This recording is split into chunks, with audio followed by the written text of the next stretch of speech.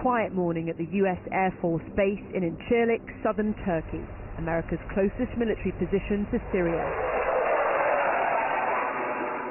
These test flights could soon become real. They're poised for an order that's yet to come.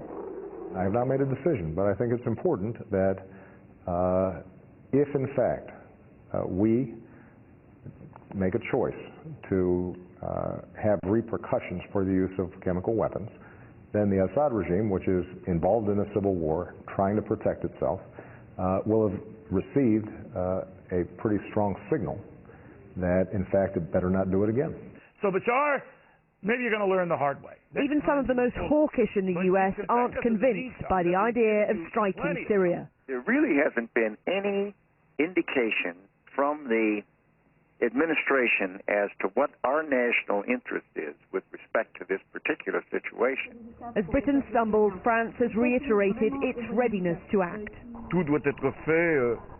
Everything must be done for a political solution, but it will only happen if the coalition is able to appear as an alternative with the necessary force, notably with its army. All the talk of an imminent strike has sparked concerns in Israel over possible Syrian retaliation.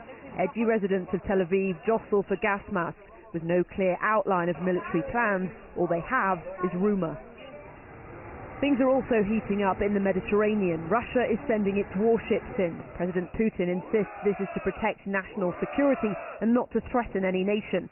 Russia's absolute refusal to back military intervention remains, as other countries like the UK ready their hardware against the backdrop of political debate.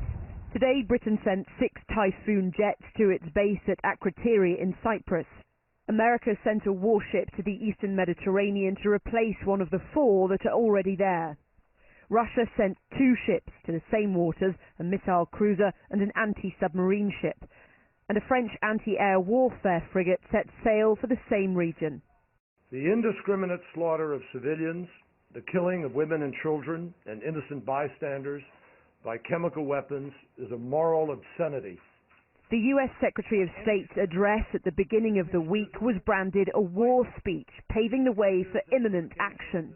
In the immediate aftermath of the chemical weapon attack, there was kind of a gut response that something needed to be done. And the images coming out of Syria were so horrific that it really sparked this desire to do urgent action.